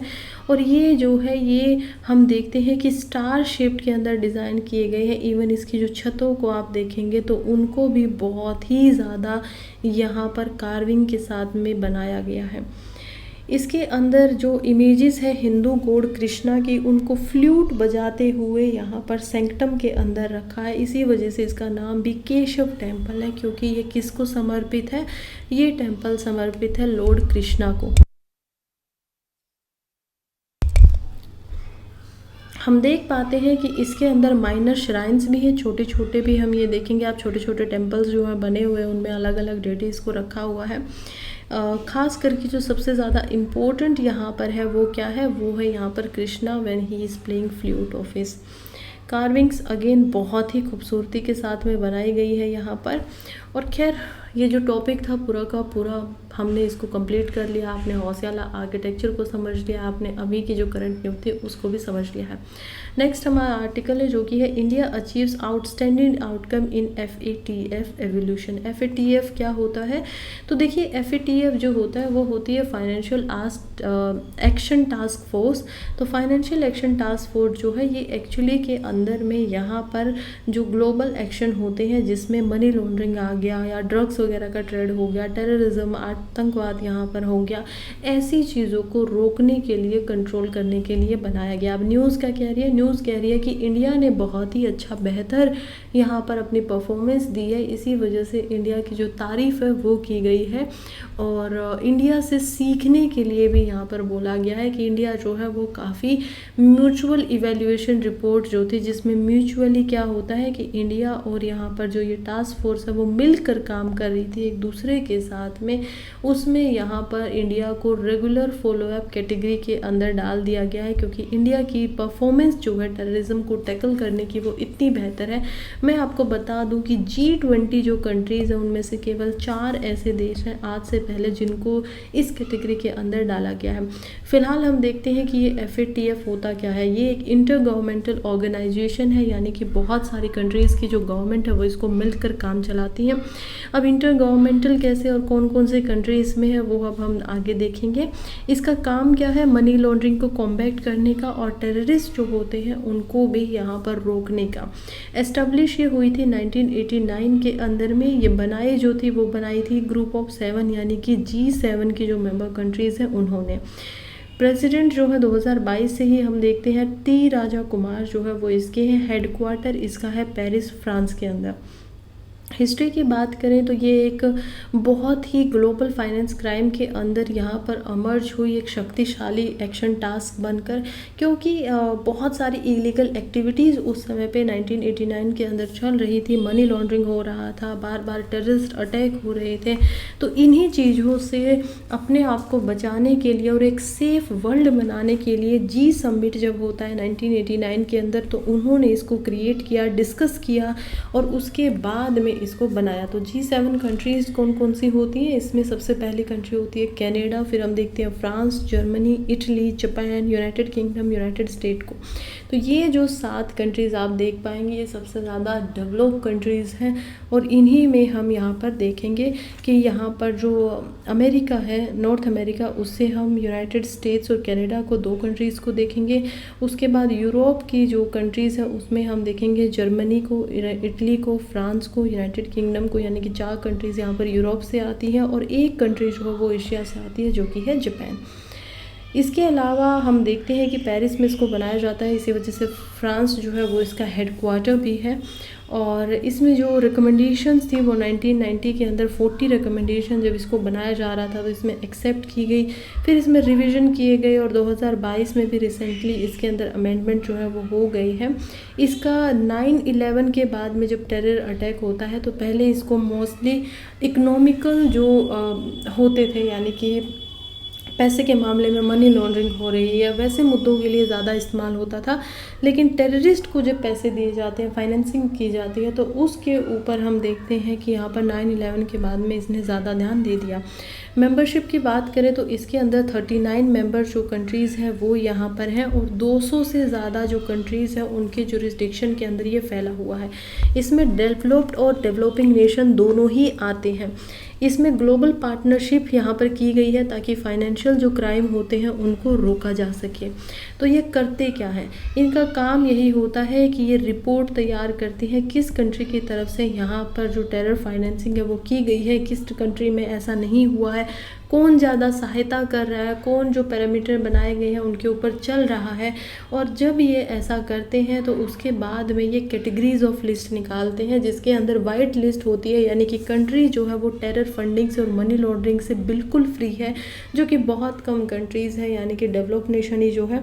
फिर जो सेकेंड लिस्ट आती है जो कि होती है ग्रे लिस्ट, जिसमें वो कंट्रीज़ होती हैं जो यहाँ पर सेफ़ हेवन नहीं मानी जाती, यानी कि यहाँ पर मनी लॉन्ड्रिंग हो तो सकता है लेकिन उसको पूरा सपोर्ट गवर्नमेंट की तरफ से बिल्कुल भी नहीं दिया जा रहा है, तो इसी वजह से ये ग्रे लिस्ट होती है। और लास्ट जो लिस्ट होती है वो होती है ब्लैक लिस्ट। इसके अंदर वो कंपनी और या वो कंट्री आती है जिसमें टेरर फंडिंग जो है वो की जाती है, मनी लॉन्ड्रिंग यहाँ पर काफ़ी होती है। और यूजुअली जो ग्रे लिस्ट की कंट्रीज़ होती हैं जब उसमें रिपोर्ट अच्छी ना आए तो उनको ब्लैक लिस्ट किया जाता है, जबकि पाकिस्तान कई बार इसका भाग रह चुका है, एटलीस्ट 3 बार तो अब तक रह ही चुका है अलग अलग सालों में। 2022 में वो इससे बाहर निकाल दिया गया था परफॉर्मेंस की वजह से। तो इस प्रकार से ये काम करती है। तो ये लिस्ट में डालने से क्या होगा, कंट्री क्यों माने इनकी बात, इसी वजह से माने क्योंकि जब ये अदर कंट्रीज़ लोन लेने के लिए बाहर जाती हैं, IMF के पास जाती हैं या फिर ये वर्ल्ड इकोनॉमिक फोरम पे जाती हैं या फिर वर्ल्ड बैंक के पास जाती हैं, तो इनको लोन वहाँ से नहीं मिलता है। क्योंकि जैसे आपको कमर्शियल बैंक से यहाँ पर लोन लेने के लिए अपनी क्रेडिट रेटिंग दिखानी पड़ती है, वहाँ पर लोन लेने के लिए आपकी जो फाइनेंशियल एक्शन टास्क और अदर जो और बहुत सारे क्राइटेरिया वो होने पर आपको अच्छे बनाने पड़ेंगे, एलिजिबल होना पड़ेगा। और अगर आपकी FATF के अकॉर्डिंगली जो लिस्ट है वो ब्लैक लिस्ट के अंदर आ जाती है तो आपको लोन वगैरह जो है वो कहीं से भी नहीं मिलेगा। बहुत सारे टैरिफ टैक्स वगैरह जो है आपके ऊपर एक्स्ट्रा लगाए जाएंगे क्योंकि आप गलत कामों में वर्ल्ड को नुकसान पहुंचाने के लिए सपोर्ट कर रहे हैं। फंक्शन इनका यही होता है कि इनको मनी एंड जो मॉनेटरी सोर्सेज होते हैं क्रिमिनल्स के, उनके ऊपर नज़र रखनी होती है। इसके अलावा जिस भी मनी की मदद से वेपन्स को ख़रीदा जाता है उनको ये देखते हैं कि वो मनी मॉनेटरी हेल्प कौन कर रहा है। ये किसी भी कंट्री की स्ट्रेंथ और उनकी कमांड्स को देखते हैं कि वो मनी लॉन्ड्रिंग के लिए और टेरर फाइनेंसिंग के खिलाफ कैसे लड़ रही है। तो ये था इसकी पूरी की पूरी हिस्ट्री। अब हम जाते हैं और मंगोलिया को समझते हैं। मंगोलिया के अंदर में एक्चुअली के अंदर क्या हुआ है कि एक नई पार्लियामेंट बनी है। नई पार्लियामेंट बनी है तो मंगोलिया यानी कि एक डेमोक्रेटिक नेशन बन जाता है, लेकिन 2 ऐसे नेशन के बीच में फंसा हुआ देश, ये हमारे लिए GS पेपर 2 इंटरनेशनल रिलेशंस में इम्पोर्टेंट हो जाता है। तो 2 एक ऐसे देश हैं जो कि यहाँ पर 1 पार्टी सिस्टम से काम करते हैं, रशिया और चाइना, और उनके बीच में फंसा हुआ एक कंट्री ऐसा है जो अभी अभी डेमोक्रेटिक बना है। बहुत पुराना उसका जो डेमोक्रेसी के साथ में नाता था वो नहीं था। अभी अभी वहाँ पर इलेक्शन हुए हैं और उस इलेक्शन के अंदर हम देखते हैं कि अभी कंप्लीट हुए इलेक्शन, तो अभी तक उनमें कौन जीता है वो तो नहीं पता चला है, वो तो रिज़ल्ट जो होगा वो बाद में आएगा। फ़िलहाल यहाँ पर इनकी 126 जो सीट्स हैं पार्लियामेंट के अंदर बनाई गई है। 1992 के अंदर ये जो कंट्री है अपना खुद का कॉन्स्टिट्यूशन बनाती है और 1992 के अंदर ही डेमोक्रेसी को एक्सेप्ट करती है। जोग्राफिकल लोकेशन की बात करें तो ऊपर आप यहाँ पर रशिया को देख पाएंगे, नीचे चाइना को देख पाएंगे। कैपिटल जो है वो इसकी उलान बटार है। हम देखेंगे यहाँ पर कि ये बॉर्डर जो है वो बहुत ही बड़ा हिस्सा रशिया के साथ लगाता है और उससे भी ज़्यादा बड़ा जो बॉर्डर का हिस्सा है उसका चाइना के साथ लग रहा है। इधर कजाकिस्तान के साथ में भी ये बॉर्डर जो है अपना शेयर कर रहा है। केवल 3 कंट्रीज़ के साथ में इसका बॉर्डर शेयर है और इसके अलावा यहाँ पर ये क्या बन जाती है, एक लैंड लॉक कंट्री बन जाती है। लैंड लॉक क्यों है, क्योंकि आप देखिए कहीं से भी इसकी कोई कोस्ट लाइन जो है वो यहाँ पर नज़र नहीं आती है। समुंदर से इसका दूर दूर तक वास्ता नहीं है। अगर इनको ट्रेड करना होगा या तो रशिया की मदद से समुंदर में होकर जाना पड़ेगा या चाइना से होकर जाना पड़ेगा। तो खैर एक इम्पोर्टेंट जो स्ट्रेटेजिक लोकेशन है वो इसकी ये है। अगर इसके फ्लैग की बात करें तो यहाँ पर ये मंगोलिया का फ्लैग होता है। अगेन थोड़ा सा और डिटेल में देखेंगे तो आप देख पाएंगे कि रशिया के साथ में इसका जो बॉर्डर है ये पूरा का पूरा हिस्सा लग रहा है। इसके अलावा यहाँ पर चाइना के साथ में इसका जो बॉर्डर है वो यहाँ तक जाता है। इसके अंदर कुछ लेक्स भी हैं, जैसे जैसे कि फेमस जो लेक है वो लेक हरग्यास एंड लेक हर, और इसके अलावा यहाँ पर तुल नाम की रिवर भी हम अलग से देख पाते हैं। पूरा जो ये एरिया है, ये एरिया यहाँ पर क्या है, पूरा का पूरा डेजर्ट का एरिया है, क्योंकि ये रीजन टेम्परेट जोन में भी आता है। तो इसी के अंदर एक गोबी डेजर्ट भी यहाँ पर है, यानी कि गोबी का रेगिस्तान, जो कि एक कोल्ड डेजर्ट है, यानी ठंडा रेगिस्तान यहाँ पर है। यूजुअली जो डेजर्ट होते हैं वो एक्चुअली के अंदर में गर्म होते हैं, लेकिन यहाँ पर ये जो गोबी डेजर्ट है ये बर्फ़ का रेगिस्तान भी हम इसको बोल सकते हैं।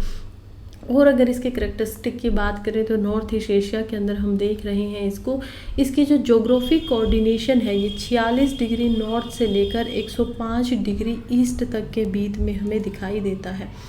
इसके मैप की बात करें तो अगेन एशिया के अंदर हम इसको देख पाते हैं। इसका एरिया जो है वो काफ़ी बड़ी एक कंट्री है, लगभग 1,56,41,56,41 स्क्वायर किलोमीटर के अंदर ये फैला हुआ है।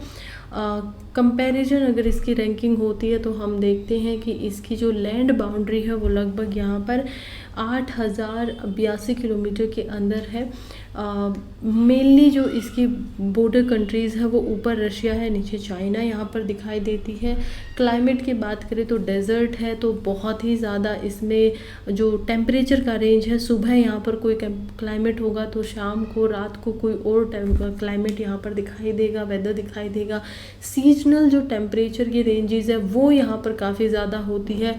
टेरेन की बात करें तो सेमी डेजर्ट और डेजर्ट प्लेन है, यहाँ पर ग्रासी स्टीपी आपको मिलेंगी, यानी कि जो मैदान होते हैं घास के, तो यहाँ पर कौन से मैदान मिलते हैं, स्टीपी के जो मैदान होते हैं वो यहाँ पर मिलते हैं। माउंटेन्स भी है इसके वेस्ट के हिस्से में, साउथ वेस्ट जो वो है हिस्सा हम देख पाते हैं। यहाँ पर आइताइल नाम से माउंटेन्स भी हमें दिखाई देती हैं, लेकिन मोस्टली हम देखेंगे कि साउथ सेंट्रल के अंदर यहाँ पर गोबी डेजर्ट भी है, तो काफ़ी ज़्यादा डेजर्टेड सा ही इसका जो टेरेन है वो है।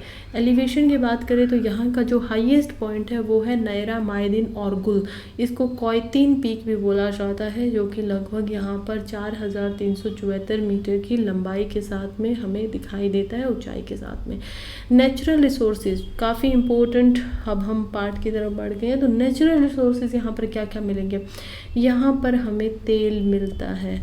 हम देखते हैं रशिया भी है, रशिया के अंदर से भी बहुत ही ज़्यादा बड़ी मात्रा में जो गैस है वो यूरोप के अंदर भेजी जाती है, तो यानी कि यहाँ पर रिसोर्सेज है रशिया के, और जो ये रीजन है यहाँ पर तेल मिलेगा।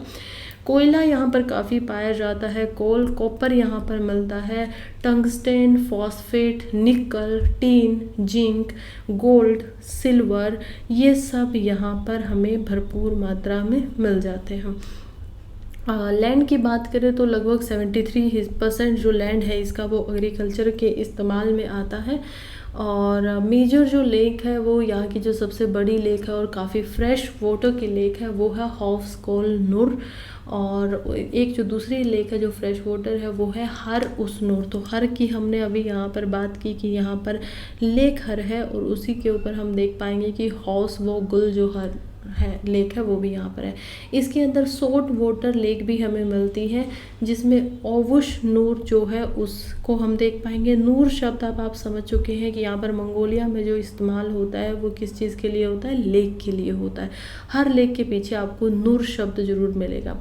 सोल्ट वाटर तो दूसरी यहाँ पर लेक है वो है हयार गस नूर, तो हयार गस नूर भी यहाँ पर एक लेक हमें पाई जाती है। मेजर जो रिवर है यहाँ की सबसे इम्पोर्टेंट वो है अमूर रिवर, तो अमूर रिवर हमें यहाँ पर देखने को मिलती है। पॉलिटिकल और पॉपुलेशन को भी अगर ध्यान में देखें तो हमें समझ में आता है कि पहले यहाँ के जो लोग थे वो काफ़ी समय से बहुत ही लार्ज अमाउंट ऑफ टाइम से क्या करते थे, यहाँ पर वन पार्टी में रहते थे। फिलहाल उन्होंने डेमोक्रेसी जो है उसको एक्सेप्ट कर लिया है, लेकिन करप्शन यहाँ पर बहुत होता था, इस वजह से लोगों को ज़रा थोड़ी सी नाखुशी दिखाई दे रही है। लेकिन जो प्रेसिडेंट और जो प्राइम मिनिस्टर यहाँ पर हैं वो इस काम में लगे हुए हैं, बार बार स्टेटमेंट दे रहे हैं कि हम अच्छे से काम जो है वो करेंगे। इथनिसिटी की बात करें तो यहाँ पर हम देख पाएंगे कजाक जो लोग हैं कजाकिस्तान के पास के, क्योंकि कजाकिस्तान पास में ही पड़ता है, तो वो इथनिसिटी के लोग भी रहते हैं। फिर यहाँ पर द्रुविड भी रहते हैं। तो कजाक जो है वो काफ़ी इतनी ज़्यादा मात्रा में भी नहीं है, लेकिन 3 से 4% है। इनकी पूरी जो इथनिसिटी होती है उनको बोला जाता है कलख। तो कलख जो लोग हैं वो यहाँ पर भारी मात्रा में पाए जाते हैं, जिनकी लगभग यहाँ पर पॉपुलेशन 83% या 84% के आसपास है। कलख जो इथनिसिटी है, जैसे हम लोग हिंदू होते हैं या फिर यहाँ पर जो रेस है वो आपको मिलेगी, ऐसे ही यहाँ पर कलख जो इथनिसिटी के लोग हैं वो ज़्यादा पाए जाते हैं। लैंग्वेज यहाँ पर मंगोलियन लैंग्वेज बोली जाती है, वही इनकी ऑफिशियल लैंग्वेज है। कलखा डायलेक्ट जो है वो प्रोमिनेंट है, क्योंकि कलख लोग जो है वो कलखा डायलेक्ट बोलते हैं। तुर्किश भी यहाँ पर बोली जाती है और रशियन भी यहाँ पर बोली जाती है। इसके अलावा रिलीजन की बात करें तो 51% यानी मेजोरिटी जो यहाँ पर है, आप सोच नहीं पाएंगे कि वो कौन होंगे, वो है बुद्धिस्ट। तो 51% मेजोरिटी में यहाँ पर बुद्धिस्ट हैं। केवल और केवल 3.2% जो लोग हैं वो यहाँ पर मुस्लिम यहाँ पर पाए जाते हैं। इसके अलावा यहाँ पर क्रिश्चियन है और 1% के आसपास में, और बचे कुछ है यहाँ पर 0.7% अदर रिलीजन है। तो मेजोरिटी यहाँ पर बुद्धिस्ट है। चंगेज खान का मंगोलिया, और वहाँ पर मुस्लिम्स जो है वो केवल 3.2% है। तो खैर ये एक फैक्ट है जो कि आपको उलझा सकता है, तो इसको ज़रा सा याद रखिएगा। अर्बनाइजेशन की बात करें तो 70% तक जो जनसंख्या है वो यहाँ पर 2024 के अकॉर्डिंग में अर्बनाइज्ड है। क्लाइमेट हमें पता है कि डेली और सीजनल टेम्परेचर यहाँ पर बदलता रहता है, और खैर आई थिंक ऑलरेडी मैंने ऑलमोस्ट पूरा मैपिंग जो है वो इस एरिया की आप लोगों को करवा दी है। आज के लास्ट आर्टिकल की तरफ बढ़ते हैं, जो कि लिखा गया है अनूप सुरेंद्र नाथ और नितिका विश्वनाथ के द्वारा। देखिए ये जो आर्टिकल है जीएस पेपर 2 में हमारे लिए इम्पोर्टेंट होता है। ये बात कर रहे हैं 3 जो लॉ अभी लेकर आए गए हैं, जिसमें हम देखते हैं यहाँ पर आईपीसी जो है उसको बदल दिया गया है।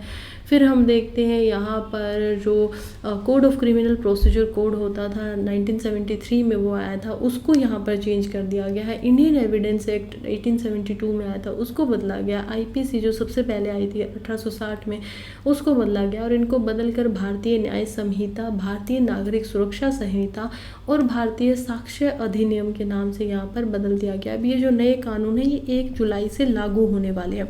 लेकिन ऑथर का बोलना है कि हमारे जो इंस्टीट्यूशन है, जिसके अंदर हम हमारे जजेस को देखेंगे, इसके अंदर हम हमारे कोर्ट्स को देखेंगे, इसके अंदर हम हमारे लॉयर्स को देखेंगे, इसके अंदर हम हमारे जो अकेडमीज़ होती हैं पढ़ाने के लिए, यूनिवर्सिटीज़ होती हैं, कॉलेज होते हैं, तो कहते हैं कि ये सब अभी भी गवर्नमेंट ने सोचा नहीं है कि ये तैयार हैं भी या नहीं है।